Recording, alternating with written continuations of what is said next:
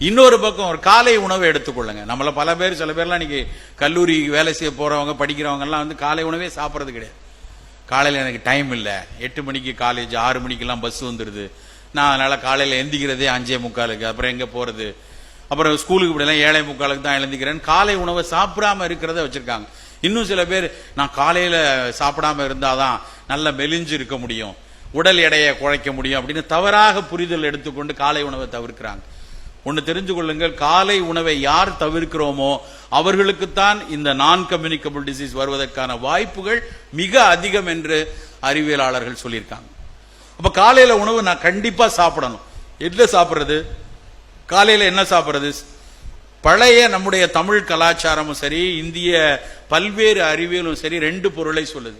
ஒன்னு பழங்களாக இருக்கணும், இல்ல ஆவியில வெந்த உணவுகளாக இருக்கணும். இந்த 2 தான் காலை உணவுக்கு நல்லது என்று. ஜெனீவால ஃபுட் அண்ட் அக்ரிகல்ச்சர் ஆர்கனைசேஷன் ஒன்று இருக்கு. ஜெனீவால, சுவிட்சர்லாந்துல ஜெனீவால அவங்க இருக்கு. அவங்க வந்து காலையில எந்த உணவை கொடுக்கலாம் அப்படின்னு சொல்லி உலக நாடுகளில் இருக்கக்கூடிய அந்த சிற்றுண்டிகளை எல்லாம் ஆராய்ச்சி பண்றாங்க. அவங்க நாட்டு ஜெனீவாவுக்கு ரொம்ப பக்கத்தில் இருக்க ஜெர்மனில இருந்து ஹாம்பர்கர் எடுத்துக்கிட்டாங்க, இத்தாலியில இருந்து பீஸா எடுத்துக்கொண்டாங்க, சீனாவிலிருந்து நூடுல்ஸ் எல்லாம் எடுத்துக்கிட்டாங்க. இப்படி தென்னமெரிக்க நாடுகள்ல இருந்து சில உணவுகளை எடுத்துக்கொண்டாங்க.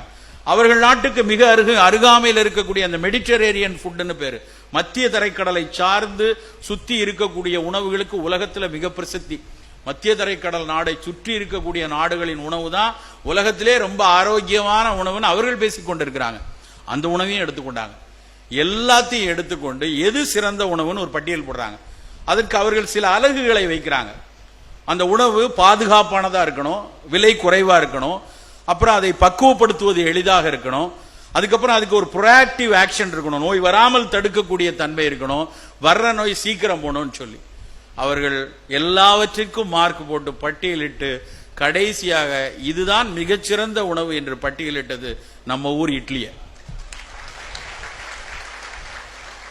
இதை நான் முதலில் படித்தது வந்து KT அச்சையா அப்படின்னு ஒருத்தர் வந்து தி ஏன்ஷியன் இந்தியன் ஃபுட்ஸ் அப்படின்னு ஒரு புத்தகம் போட்டிருக்கார், ஆக்ஸ்போர்ட் பப்ளிகேஷன்ல. அதில் ஆராய்ச்சி செய்தவர் யாரும் தமிழர்களோ இல்ல ஆந்திர பிரதேசக்காரங்களோ யாரும் கிடையாது. அவர்களுக்கு இட்லியவே அவங்க படத்துல தான் பார்த்திருக்காங்க. ஆனால் எப்படி செய்வார்கள் என்ற தரவுகள் அவர்களிடம் இருந்துச்சு, அதை வச்சு பண்றாங்க. அவர்கள் பல கேள்விகளை கேட்கிறாங்க. எப்படி இந்த தமிழ் சமூகத்திற்கு, இந்திய சமூகத்திற்கு இப்படி இன்றைக்கு உலக சுகாதார நிறுவனம் சொல்லக்கூடிய உணவு பிரமிடு, அதாவது கார்போஹைட்ரேட் இவ்வளவு இருக்கணும், புரோட்டீன் இவ்வளவு இருக்கணும், ஃபேட் இவ்வளவு இருக்கணும் சொல்லக்கூடிய அந்த உணவு பிரமிடின் அதனுடைய கூறுகள் எப்படி அந்த பழஞ்சமூகத்துக்கு தெரிந்தது?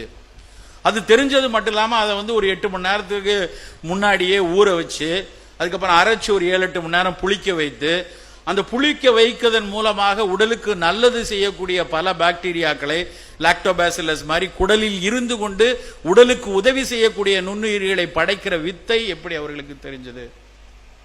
அப்புறம் அதை தயாரிச்சது மட்டும் இல்லாம அந்த தயாரிச்ச அந்த மாவை, அந்த பேட்டரை அதனுடைய சத்துக்கள் குறைந்து விடாமல் ஆவியில் வேக வைத்தால் அதனுடைய சத்துக்கள் முழுமையாக குறையாது, உட்கிரகிக்கிற தன்மை நல்லா இருக்குங்கிற அந்த ஃபுட் டெக்னாலஜி, ப்ராசஸிங் டெக்னாலஜி எப்படி தெரிந்ததுன்னு பல கேள்வி அவர் எழுதுறாரு.